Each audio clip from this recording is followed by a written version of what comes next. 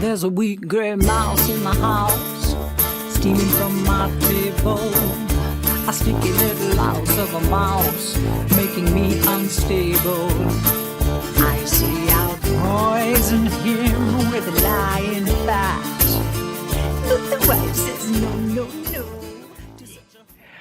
Well, The Wee Gray Mouse is a song that's quite different than most of what we write and play, but Rick found this beautiful instrument, the quattro, and he began playing it, and it reminded us a lot of the same sound that we heard on the Everything's Illuminated soundtrack. Remember that movie? Gogol Bordello. Gogol Bordello, that's right. And so we were kind of inspired to write with an Eastern European flavor, and when I heard that, those chords, I thought, well, I should write a lyric that is like a folk song and that tells a story. And so that's how The Wee Gray Mouse came to be. On the tune Wee Gray Mouse, there was a call for a tambourine to be part of the mix, and fit quite well. So we laid the tracks down, and we used what you see as a traditional tambourine like this that you would normally see bands using now. But because of the Eastern European flavor of the tune, we decided it would be more appropriate to use a headed tambourine, which is more a traditional sound. So it's got a lot more percussiveness to it. So that way you can hear it in the recording. Now, when we're playing live, of course, we don't have the beauty of having the actual instrument that we use. So we have to use that, which is a facsimile of it. But on the recording, you'll hear the sound of a headed tambourine. And just a little part of some of the small little idiosyncrasies of making a song. Okay, so as you can see, I have a fairly different type of drum setup. I guess it evolved through as we decided on genre and the types of songs that we would be playing. And it just sort of evolved this way. I realized that, okay, instead of playing a traditional kit of drums, I'd be playing a box drum, or a cajon is the correct name. And I would need a couple of cymbals, but I also had to have the capability of having the bottom end, because there is no bass guitar being played live in the band. So we really had to have a bottom end. So I had to design this so I could play the bottom end and still be able to play instruments with my hands. I came up with the design just through necessity, thinking, oh, how the heck am I going to be able to keep to have a kick drum sound with a box that's facing the opposite way? So it just took a regular kick drum pedal. I had a friend of mine build the board and stand that it is on, and it worked out really good. It's just you have to learn to play backwards, that's all. So in Wee Gray Mouse, this works very well because I have to play the shaker at the same time. So without losing the bottom end, I can still play the bottom end of the drum and still be able to play the other instruments, which was sort of one of the reasons how the design came to be. Yeah, my shaker's a skull.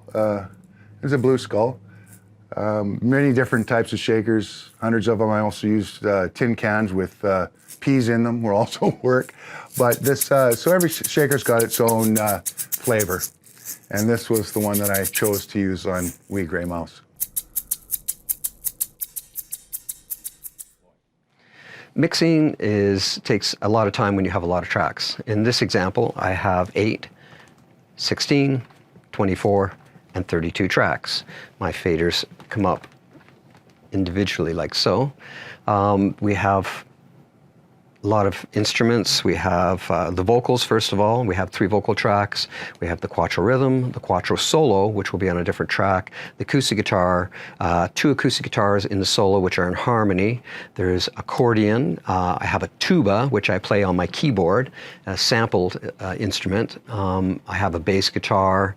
Then we have the drums, which will have a bass drum, kick drum. We have the hi-hat, we have a tambourine, we have shaker. All these things have to be congealed together so they sound balanced. And we do that with equalization, EQ. And the other thing that we have to do is to have the right amount of reverb on different instruments so that it has depth to it. Some things will be more in the foreground, which will have less reverb. Some things will be further back, which will have more reverb. And creating that space takes quite a bit of time sometimes just to get it just right. And I find that I'm always going back to a mix, you know, a couple days later, and then just sorting out what I thought was good at the time but needed to be changed later. But that's how a mix happens. Well, you know, an album takes a long time, and I've been at it for a year now, off and on, because, you know, life gets in the way, and you know, you've just got to keep at it. So we're getting down to the final crunch now, where we're laying all the tracks down. Everything's almost done, so I'll start the mixing. But I'm telling you, no, it's fun. I like it. Well, the challenge we have when we play as a trio, when we come from the studio where we've got unlimited tracks and now we have to reduce it down to the 3 of us, we have to bring it down to its essence, don't we? And that means a simplification process, and it also means that we really try to understand what's the root feel of the song, and how do we get it across in such a way that it's the strongest it can be with just the 3 of us playing. Rick is our only chording instrument, Clay is our only percussionist, and of course I'm singing the lead vocal, but it's an important thing for us to be able to play our songs live. So usually there's quite a process that takes place going from the studio, where everything is lush and beautiful and varied, to this lively 3-piece situation. It's a bit of a challenge. And there's tuba on the recording, which obviously we will won't not have live. That's right. And accordion. And accordion. Yeah. But that's kind of the joy of being in the studio, is that, you know, you can do whatever you like, but then you need to take the essence of the song and get that across in the telling of the story. And what's most important really is that the audience understands the story that you're telling. And so each of us tries to contribute what we do best in our own way on each of the songs we play. The lyric stays the same, but the music may change. That's exactly right. 2, 3, 4.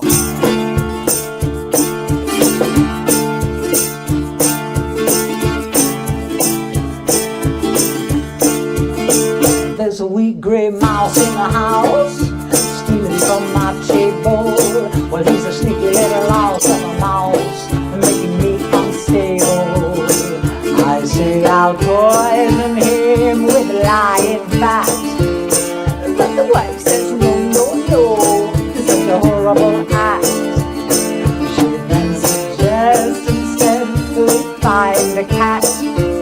Well, who am I to argue that? Found a pretty little calico cat, gone feral in the street.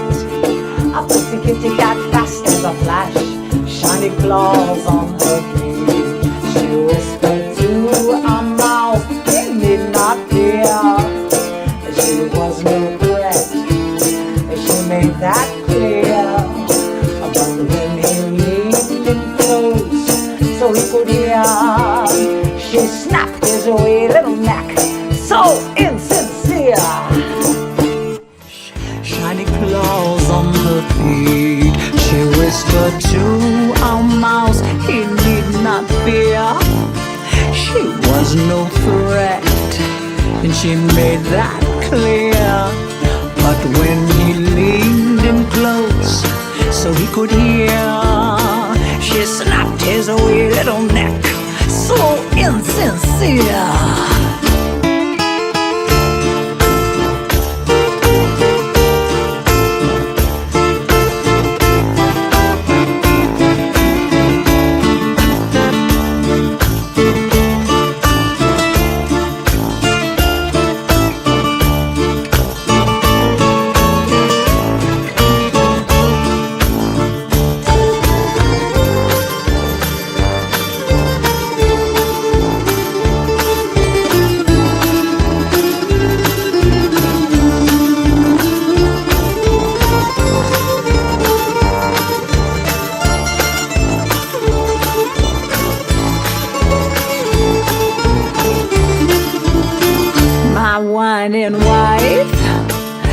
She's the bane of my life. If not for her dead weight, I'd be alright. When she was young, her eyes, they shone so bright. Now she's dim as a dag on a sheep on a moonless night. She's never happy with her lot, not for a single thing she's got. I'd trade her in as soon as not find someone new to warm my cot. Now there's a new gray mouse in a house, sitting on my table, but not a rat or a cat or a spouse. I'm too unstable. It's not the mouse, the cat, or the aging wife. I find a flaw in every aspect of my life. Why should I look within to seek the truth? I'd rather point my finger, and now I blame you, and you, and you, and you, and you.